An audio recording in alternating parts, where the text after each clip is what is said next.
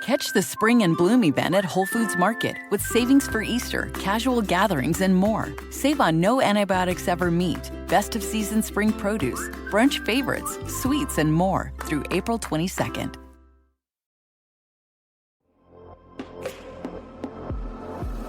It's time to play ball. My son has been working with his baseball team since the fall, and we are officially in baseball season. So if you're a mama like me and you got to stock up on all the sporting gear, now is the time. Academy Sports and Outdoors has the gear that you need, and you can bring it home for less. Gear up for baseball, softball, and t-ball with essentials from Easton, Rawlings, and Wilson at Academy. Academy offers free 1-hour in-store or curbside pickup if you're like me and you forgot to get the equipment in time. Swing by your local store or shopacademy.com today and get ready to hit it out of the park.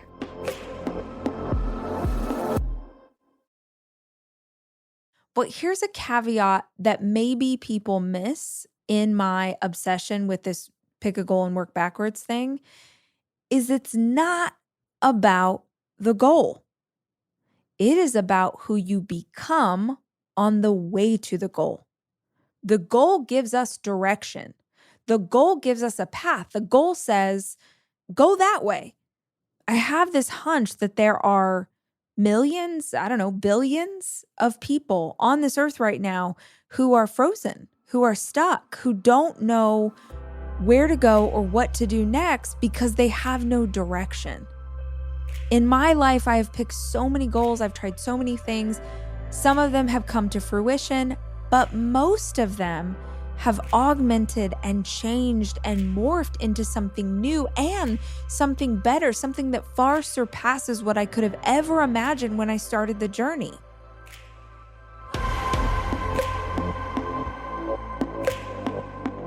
Hey guys, it's Rach. Welcome to the show. I'm so glad that you're here with us today. And I have a favor, which sounds kind of harsh if we just met, but I'm assuming that most of you have been a part of this community for a hot minute. And so I gotta ask, are you subscribed to the podcast? Subscribing to the podcast you listen to regularly is one of the best things that you can do for hosts like me. It helps to support the show and the staff that works on it. It ensures that you never miss an episode when we drop a new one. And here's the cool thing about subscribing. If you do it and then you hate this show, just unsubscribe. It's one click away. In the meantime, if you're listening, we would so appreciate it if you would just tap that button and make it official.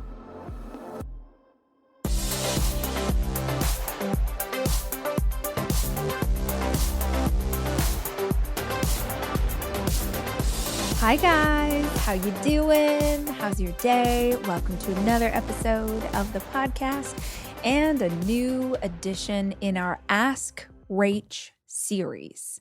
If you've never listened to one of these episodes before, this is where I answer questions that the podcast listeners leave me on voicemail, and I just tell them whatever I think might be helpful. I listen to the questions and answer in real time. So when you hear it for the first time, it's also when I heard it for the first time, and my answers are off the cuff, straight from my gut and my heart. And if they're helpful, take the advice. And if you think it's terrible advice, well, just ignore it. That's fine. Let's jump right into today's questions. Hi, Rachel. I was calling because I was listening to your podcast this morning. You were one decision away from a better life. And I was so motivated to have a great day and was taking everything that you were saying, and then got into the car with two of my girls, and they were complaining and whining and arguing and just all the things. And I don't want to go into too much detail, but basically I ended up getting really upset with them, and they got upset with me, and it was just a big blowout. And we don't have these often, and I hate that it even happened. And I just wanted to know, do you have blowouts with your kids? How do you manage them? What do you do before, during, after? I just, try to be a good mom 99.9% of the time, and hate when days like this happen. So would love your perspective on that. Thanks. Okay, so first of all, The podcast that she's referencing, if you guys like the sound of it and want to go listen, is episode 735. You are one decision away from a better life, if you want to dive in. But to answer your question, do I have blowouts with my kids? Absolutely. And very similarly to you, I really hate when it happens because it's rare. So let me tell y'all a story. My 16-year-old son is in a film class at school, which means that every few weeks, it seems, he gets together with a group of kids from class and they make a movie. And a lot of times they'll film it at our house, but recently he was filming it at his friend's house. And the script that they had written was about, if I'm not mistaken, you had to show like one big emotion. It was themed around a big emotion. And I think they picked anger. And the script that they wrote was about what it felt like to be a teenager and just nothing's going right in your life. Like it's just a really bad day. One thing after another adds up, and they're showing this character played by my son get more and more and more angry as this movie goes on. So he films it at his friend's house, and he comes home and tells me that they needed a parent. And so his friend's mom acted in it. So shout out to her. Thank you for taking one for the team for all of us other parents. And the scene that they acted out was the mom and him screaming at each other. They were just like ad-libbing. They were making things up, but they were screaming at each other. And he was like, it was hilarious because he knows his friend's mom like a little bit, but not super well. So he's like acting in the scene where they're like yelling at each other and trying to ad lib. And he said like every 30 seconds, like everyone would die laughing and whatever. But they do this whole scene and they get the footage and it works. And then later they're all hanging out and he was like, that was so funny. Like that's so awkward. I'm so bad at that. And they're like, yeah, like that was really funny to watch you guys. And he's like, yeah, I've never screamed at my mom. Like I've never screamed at my parents. And he said that the other kids in the group looked at him like he was an alien. And they were like, what? And he's like, I've never gotten a yelling argument with my parents. I've never screamed at my mom. It's like, she's never screamed at me. We don't. And they were like, oh, dang, man, like you are lucky. I scream at my mom all the time and she screams at me all the time. And he was telling me that later. And I was like, that is wild. That is so wild. It's not wild because I grew up in a house of screamers, so I know what that feels like, but it's wild because you know that old saying, we don't see life as it is, we see life as we are? It's been so long since I've been in that environment. It doesn't occur to me that other people might be getting in screaming matches with their kids. Now, that being said, I absolutely raise my voice. Very similarly to you, when it happens, I feel really frustrated with myself that it got that far, but it is so few and far between. And I would never use the term scream. Like that's not what's happening. Without knowing full context, what it sounded like to me was not that you guys were having like a screaming match. It just sounds like maybe everybody lost their cool and you feel frustrated with yourself because it's that story we all tell ourselves as parents, like, oh, I should know better. You know, I should be the example. But we're also human. Every single one of us is human. And there is the version of ourselves that we would like to be in best case scenario. And then there's the version of ourselves which sometimes comes through because we're tired, because we're hormonal, or because these kids have pushed us too far. I was thinking about the last time that I really got frustrated with one of my children, very specifically. And the underlying theme, and this is really like his age in a lot of ways, is what I think of as like, you are spoiled. And I don't mean spoiled in terms of like financials, though certainly he's living a much better life than I did at his age. I mean, this kid wants for nothing. Every meal is made for him. He lives in a beautiful home. He does have to clean up after himself, but by and large, like, we help with that. It's not that hard. And the expectations are you're going to show up and be a good citizen at school. You're going to be a good member of this family. You're going to keep your grades up.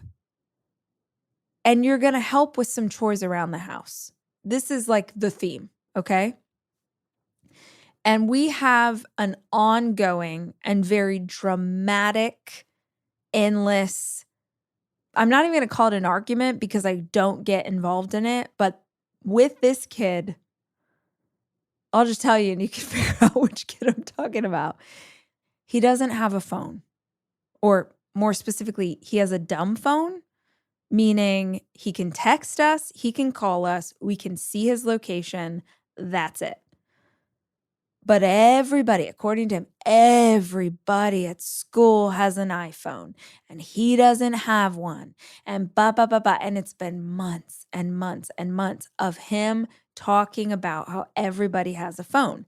And can I just tell y'all, in case I have not mentioned this on the show, and in case you need some support from another parent today, this kid has been so dramatic and so over the top about him not having a phone and the other kids have a phone that I started to believe him. I started to buy into the mythology of a 12-year-old boy that everybody at school had an iPhone but him. And I didn't admit it, but part of me was like, oh, well, maybe it's not that big a deal.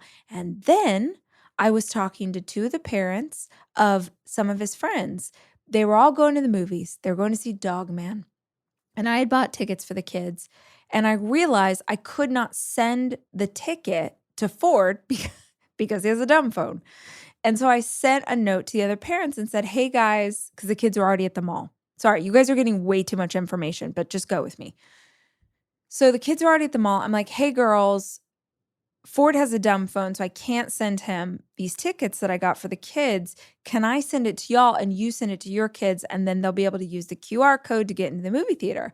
And the other moms are like, oh, our kids also have dumb phones.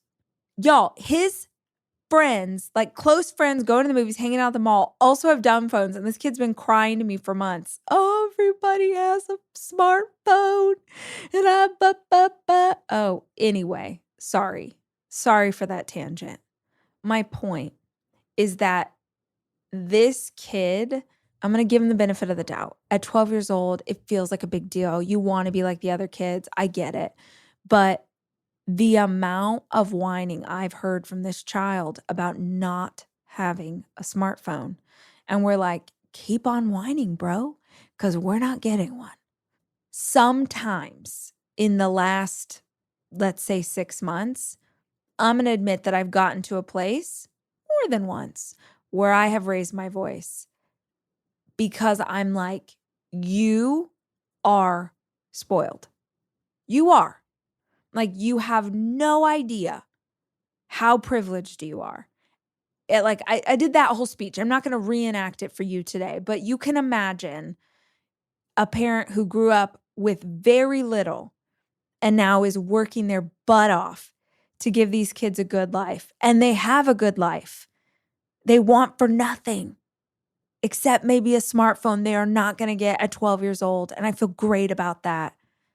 And I am not going to listen to you whine. And so every once in a while, I've lost my cool. And similarly to you, when it happens, I'm like, Rach, you're better than this. You know better than this.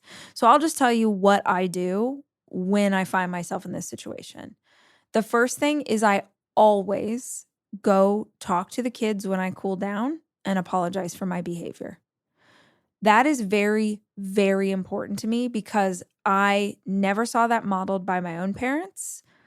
And I want my kids to know that adults make mistakes and that the mature thing to do is to acknowledge our mistakes, to apologize for our behavior, and to work on correcting the behavior. I feel like that is very important for them to see because I hope that they grow up to be adults who also apologize when they get it wrong and work to make it better. There are too many adults running around pretending that they are perfect and that their kids should never complain about anything and that they're nailing this. And it's so insane that you would put up that front to your kids because, like, y'all, they're not dumb. They see you messing up. They see you going back on your word. They see you losing your cool. But if you're just all bluster and ego and like, no, I'm the parent, so I don't do anything wrong. Like, gross. How are you ever supposed to keep their respect? So for me, I always apologize. I will apologize for losing my cool, but I will not apologize for being frustrated by their behavior. And with him, he knew, like, if you get me to a place where I'm really upset with you, he totally knew. Like, even when that happens, because it was so rare, his older brother came and got him and was like, hey, come. Like, they ended up going to the backyard and like playing catch. And Sawyer even talked to him like, man, what are you doing? Like, this is ridiculous. So he knew he messed up and he came to me and apologized and was like, hey, I'm sorry. And by the way, that doesn't mean that we're not going to have that conversation again, because that is his spiritual gifting, is trying to debate and debate and debate until he wears down your spirit and your will and you finally give up. But mama, don't give up. You met your match, buddy. We will continue to do this. And my only hope is that as we continue to navigate his teen years, we will both learn how to communicate better. I think you guys know this, but in case you don't, my happy place is on the beach. Actually, that's not enough. My happy place is on the beach with an iced coffee in my hand. What a vibe. There are a lot of beaches out there, but there's only one people call the beach. Myrtle Beach, South Carolina, is made up of 14 coastal communities and 60 miles of sunny beaches. Together, they create a place that makes you feel like you belong. Shine and dine in a foodie haven with oceanfront patios, fresh seafood, low country classics, and southern favorites. Plus, my favorite, you can listen to live music any day of the year, outside at laid-back beach bars, at world-renowned theaters, or right on the boardwalk. You belong at Myrtle Beach, South Carolina. Plan your trip to the beach at visitmyrtlebeach.com.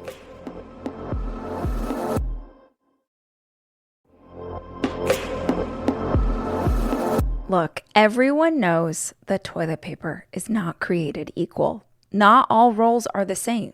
Some are too soft. Some, can we say, sort of crumble, if you know what I'm saying. Then other toilet paper is so strong that it can actually hurt. And let's not even talk about the toilet paper that is so thin, it doesn't get the job done. Angel Soft is soft and strong and always affordable. Come on, life is too short. There's too much going on. I don't want to have to overthink this. So pick up a pack of Angel Soft in the toilet paper aisle of your nearest retailer. That's Angel Soft, soft and strong. Simple.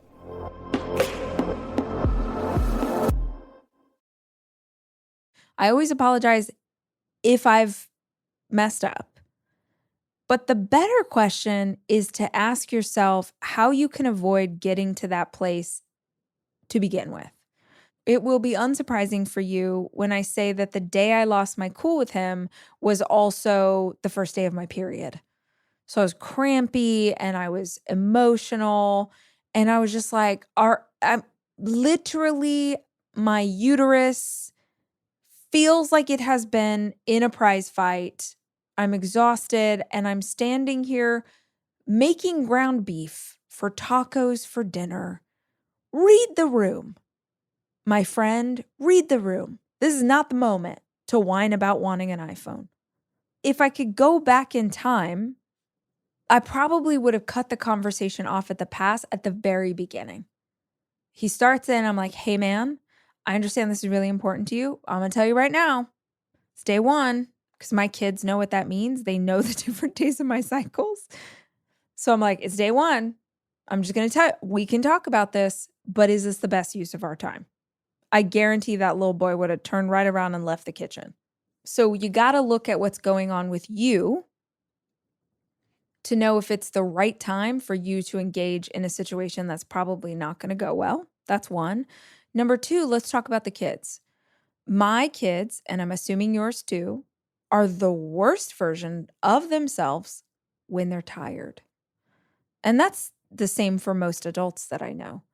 So when my kids get whiny, I think you said they were sort of like whiny and it was starting to aggravate you.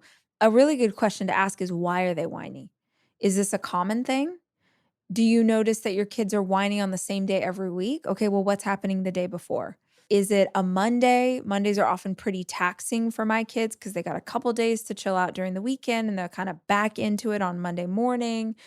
Really think through, why were they whining? Are they playing sports right now so they're expending extra energy? Ooh, I read the most interesting study, by the way, that I did not know, and I'll just say this for those of you who have teenage girls. They're finding now that teenage girls are anemic at rates that have never happened before because, number one, our foods have been so robbed of their nutrients. Don't get me started. So we're not getting the same kind of nutrients that we used to get. That's number one. Number two, obviously, teenage girl, you start your period. But number three, when you are going through puberty, I guess you need increased levels of iron. And so they're finding that teenage girls and preteen girls are anemic. So think of low energy, tired, whiny, easily annoyed, things that we would commonly think of like, oh, she's in puberty, but what if it's more? And yes, they're finding that teenage girls are anemic. So it might be something worth considering, even if it's not a lack of iron. Are the kids getting the nutrients they need? Are they getting enough water? Are they getting enough sleep? Like, our kids today have so much access to screens we never had access to. One of my kids really gets overstimulated by screens. And we have to be very conscious of how close to bedtime they have access to a screen, because if they've watched a screen, even if they're exhausted, their brain cannot shut off. It takes them forever to get to sleep. Just asking yourself, why are they so whiny? What's going on? Is this chronic? Is this something that's happening a lot? Maybe we need to do a deeper check here. Or was it just a bad day? We are all going to have bad days. Our kids are going to have bad days. We're going to have bad days. The best that we can do is try and improve so that we have less bad days. So that looks like preventative measures. And if we have a moment and it doesn't go the way we want it to, then we take a beat and we figure out how to apologize and how to do better next time. Okay, let's see what our next question is. Hi, Rachel. My name is Emily. I was just calling with a question about how to recognize what season of life you're in, if that makes sense. My husband and I both recently decided to start applying and interviewing for new jobs at the same time. And we both have perfectly fine jobs that pay the bills, but for some reason we both simultaneously decided that we maybe wanted more out of our careers and wanted just to advance our careers before bringing a child into this world or before trying to start a family. We are in our early 30s, so I keep getting mixed messages about kind of where I'm supposed to be at this point in my life. And I guess I should note we both haven't been successful so far at getting new positions at this point. So I don't feel like we're any closer to advancing our careers or to starting the family that we want either. So it's kind of just been more exhausting at this point rather than productive. I recently heard you say that sometimes you're in a season of planting and not reaping, which I just felt like that really resonated with me. But I'd love to hear more about how you know when to stop pushing and grinding and when to kind of let your foot off that gas a little bit and when to try to accept the season that you're in. So I guess I'm just having trouble kind of knowing that boundary of when to stop pushing and, when to let myself kind of have this other life that I'm thinking that we might want to have someday. How do you even begin to do that? How could I even begin to do that when my partner wants to keep grinding? And I think he might believe that the season that we're in is a season of maybe growth. And I'm trying to support his ambition and excitement to expand his career while sort of feeling this like resistance as I'm trying to apply for an interview for a new job myself. I hope that makes sense. Thank you so much for all that you do. I listen all the time. Yeah, thank you. Love you so much. Okay, love this question because it's a really good one and there's like 50 directions we can take it. But I, as usual, am just going to answer what first popped into my head. But before I answer her, I'm going to just say if you have a question that you want me to answer, call the podcast hotline 737-400-4626. Leave me a voicemail. Let me know what's going on. Now back to this. Every day, thousands of Comcast engineers and technologists create connectivity solutions that change the way we work, live, and play. Like Kunle, a Comcast engineer who is focused on revolutionizing the in-home Wi-Fi experience today and for the next generation. Kunle builds powerful Xfinity Wi-Fi devices that deliver a fast, reliable connection with capacity to connect hundreds of high-bandwidth devices at once and next-level latency for the applications of the future, like augmented and virtual reality and cloud gaming. Learn more at ComcastCorporation.com/Wi-Fi.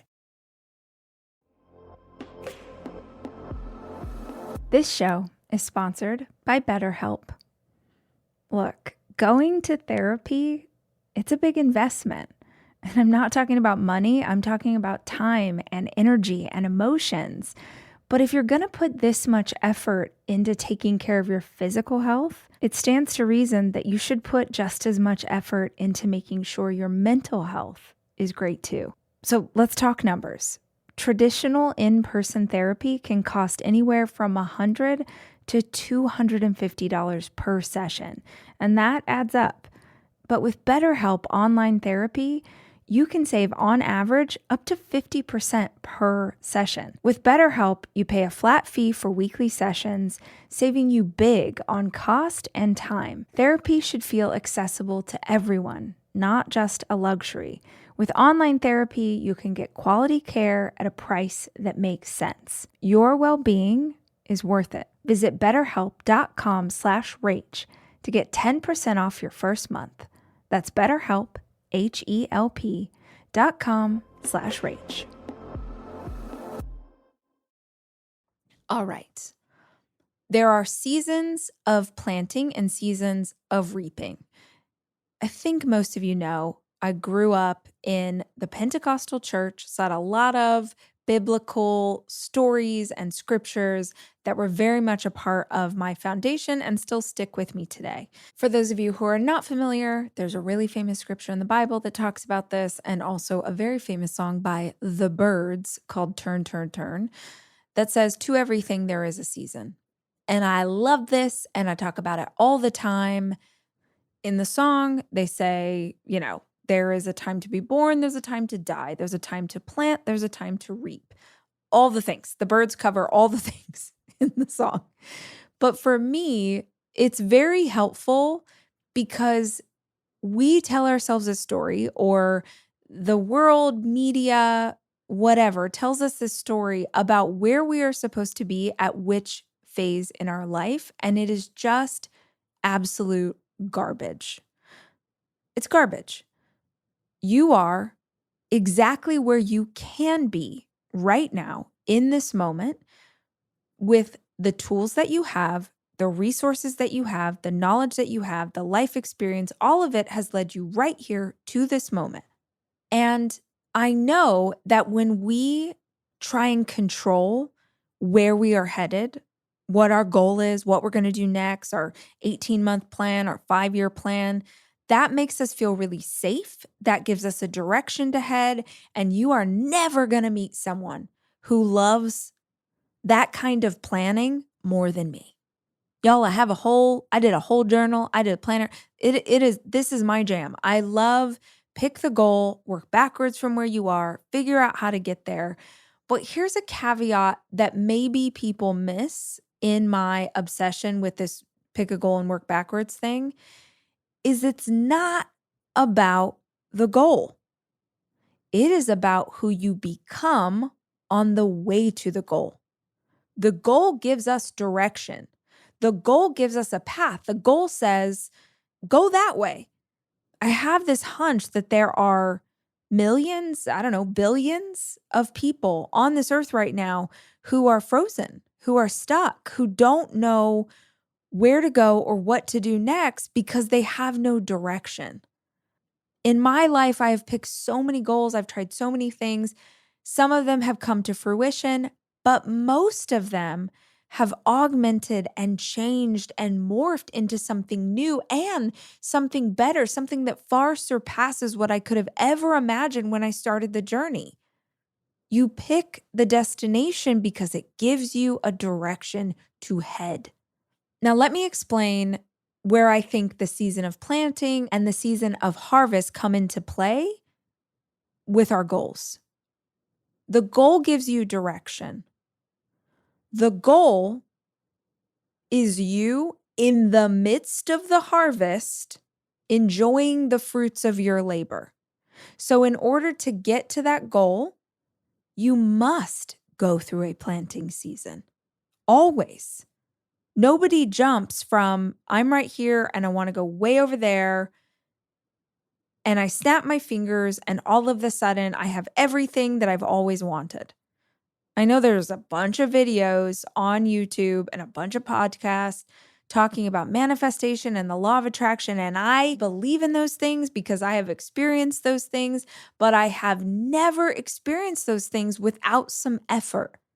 I have never experienced a harvest that didn't begin by sowing the soil, by planting the seeds, by toiling in the ground, by watering. I know I'm really going deep on this illustration, but let's use you and your husband as a great example. As your life coach and your buddy, I love the idea that y'all want to work on your careers before you decide to have a baby, before you decide to start a family, for many reasons. I don't know your story. I don't know your context, but let me just big sister you and tell you why I love that for you so much. Can you build a career or a business or a dream while you have a baby? Absolutely. Is it 1,000 times harder? Absolutely. You can do both. It will feel even more impossible.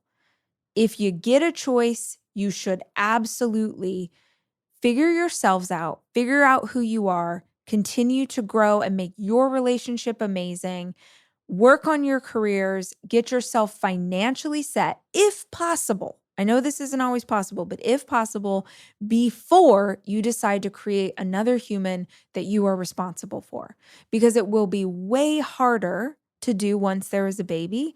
And what typically happens is that at least one of you, if not both, will put your dreams on hold until the baby is old enough or until all the babies are old enough for you to have the bandwidth to work on it again. So this is a fantastic time to figure out how to grow in the way that you want to. But you said something that was like a little bell, set off a little alarm for me. You said, but it just it feels like a grind. It feels like we're not seeing results. Like you said something about how hard the process is. And I was like, ooh, ding, ding, ding. Because everything you're saying made me think of the concept of force versus flow. Force versus flow. Back in the day when I was younger, let's say a decade ago, I would choose a goal. And I thought, if I stay focused on that goal and I work my tail off, nothing can stop me. I will achieve the goal. And you know what? I was right. I believe if you stay focused on the goal and you work your tail off to the exclusion of everything else, your relationships, your health, all of it, you can achieve anything. But the cost of achieving when you're going at it that way is so intense. It took me a very long time to learn about flow. And I don't mean flow state in terms of, getting really focused on a task and accomplishing way more in like 4 hours than other people do all week. I mean flow in terms of what's working, what's easy, what feels like it's all just unfolding, and what feels like doors slamming in your face. If y'all want to know what is flowing in your life, look at the areas that are unfolding before you with very little effort. So when you imagine something that you want for yourself, you or your husband, you imagine something that you want, you say, I want to make this amount of money a year, or wouldn't it be nice if I could have a job that challenged me a little bit more? Or wouldn't it be great if we worked in a place where we got to collaborate with other people like us? Or, fill in the blank, whatever you guys have as your desire for this next phase in your career. When we think of something like that, immediately our spirit expands. Not maybe your intellect, not your knowledge, not who you are as a person, but your spirit, your inner being, I believe, expands when you imagine a brighter future for yourself.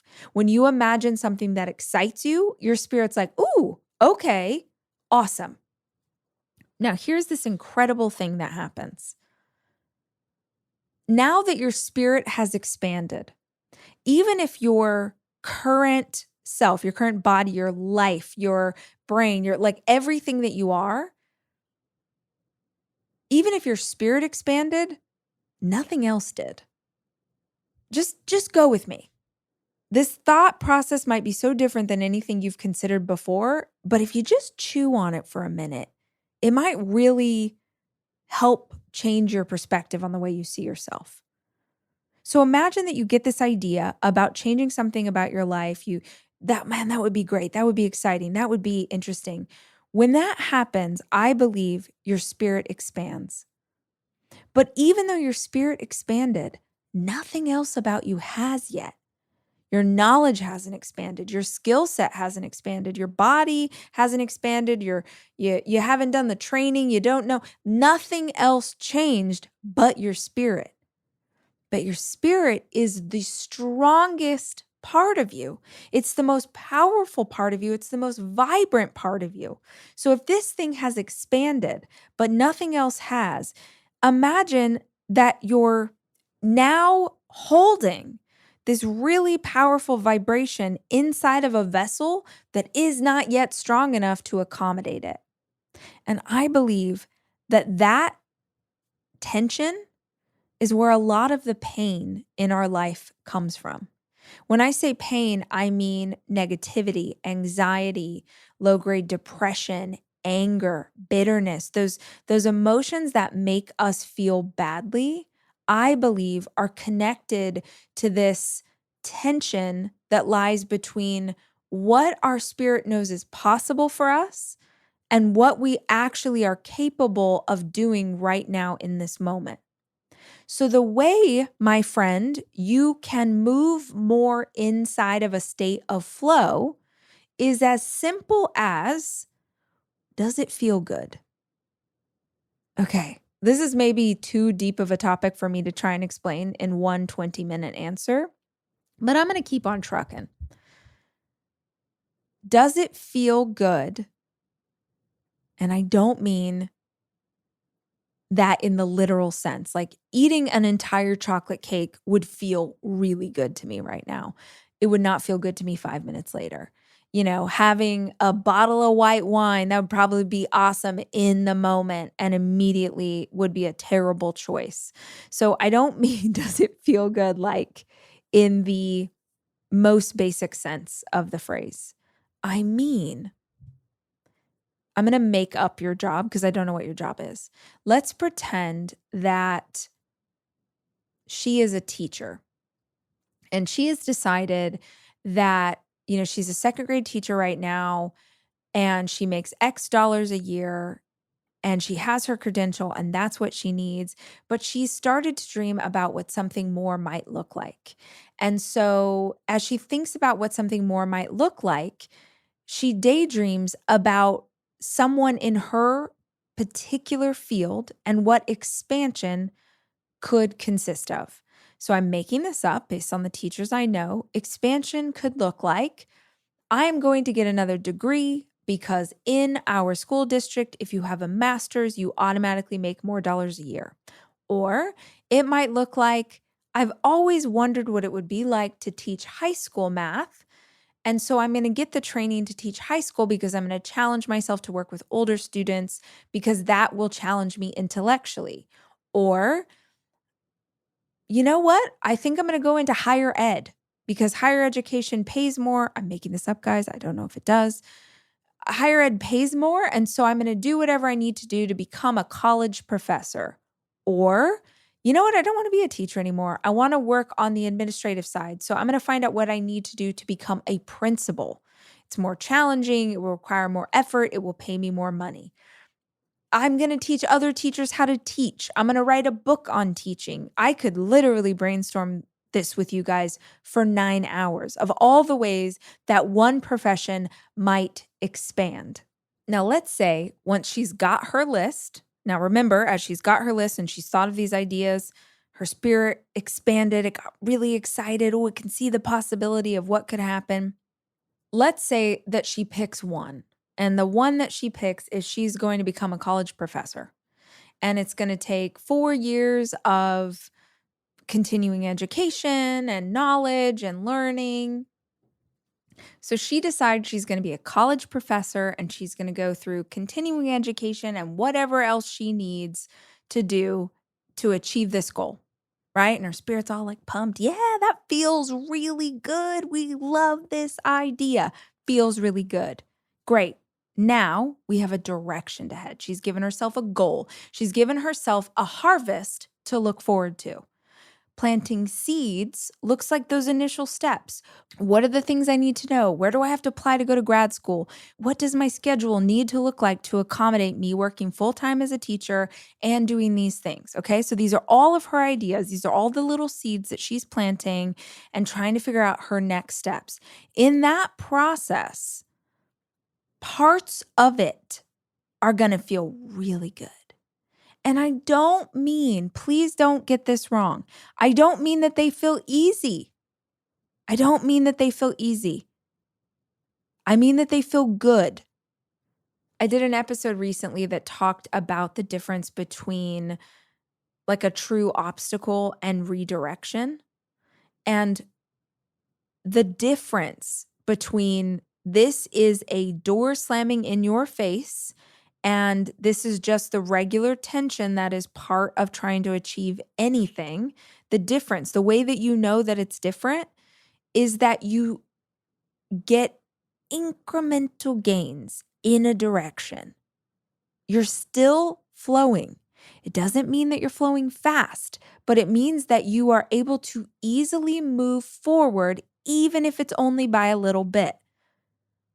When it is force instead of flow, I'm like slamming my hand into my fist. You keep slamming up against something. You're not making any movement. You are not moving in any direction. You just like keep trying. So for instance, let's say that she wants to go to grad school and she's obsessed with the idea of going to this very specific school that she loves. And she's trying everything, like everything about the process is going wrong. The application won't upload and she missed the first deadline and everything she's doing, she like cannot get traction against this grad school that she really wants to go to. When you find moments like that in your seed planting, my best advice is like, go try 3 other options that would produce the same result for you. So go try 3 other grad schools and see if one of those don't just go vroom, so easy, so flowy. So you're like, whoa, it almost freaks you out how much smoother that door opened, how much smoother that little stream started to go than this thing you were trying to force. So pay attention to, as you're planting those seeds, what feels good. See, people tell themselves, oh, well, it doesn't feel good to work on this goal. It must not be right. And I'm like, bro, you're going about it in the wrong way. There's nothing wrong with the goal that you and your husband have to get better jobs and maybe increase your finances and do whatever. My instinct is that maybe you only give yourself one option, which is what most people do. They don't bring a ton of imagination and energy to the start of the race, which is the best part of the journey, is that little buzzy brainstorm, imagination, vision session that you have at the beginning of the process. If you and Hubs haven't done this yet, oh my gosh, so fun.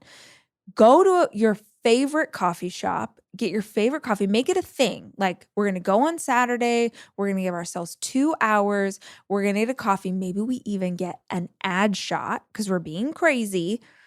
And we're just going to brainstorm and we're going to envision and we're going to get excited because that visioning session will feel good. And if it doesn't feel good, then you are envisioning the wrong thing. The goal is not wrong, but perhaps the way you are pursuing it is. Perhaps you said, we want to make more money, maybe have a different job. Let's apply to the 3 companies we know about that might work for what we're thinking of. Instead of doing what I just did with y'all earlier, which was, here are 15 ways that a 2nd grade teacher could expand in her career. So think about the ultimate goal, whether it's, I want to make more money, I want to have more freedom, I want to be more creative, I want to be challenged intellectually. Think of that ultimate goal and then go, okay, what are all the ways that we might pursue this? And then as you think of one, you pick one and you start to try things. You start to plant those little seeds in the ground. Which of them sprout right away? And which of them, no matter how much you water and how much you try, they just don't work. When it doesn't work, you are forcing it. And when you force it, it never feels good. When it is the direction you are supposed to head, when it is in alignment with what your spirit knows is right, it will flow like a river. And remember that a river doesn't always look like the rapids. It's not always the Nile. It's not always the Mississippi.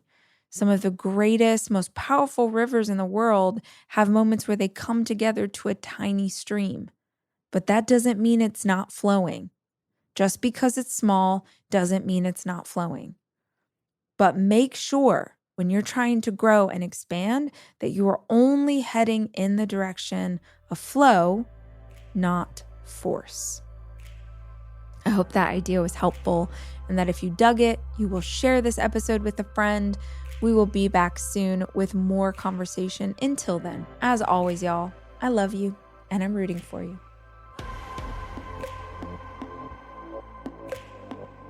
The Rachel Hollis podcast is produced by me, Rachel Hollis. It's edited by Andrew Weller and Jack Noble.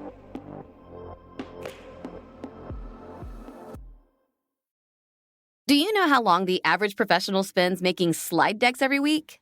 5 hours. That's almost an entire workday resizing text boxes and moving around bullet points. Well, Gamma is here to rescue you from presentation purgatory. Just drop in your notes and Gamma magically turns them into polished presentations, websites, social posts, you name it. No design or coding skills required. Start for free at gamma.app and get a month of Gamma Pro for free with promo code PODCAST. This is an ad for Roundup for Lawns. It kills weeds down to the root without harming your lawn. It works on crabgrass, dandelions, clover. It works on weeds with names you can't even pronounce. It's Roundup for Lawns. When used as directed, always read and follow pesticide label directions.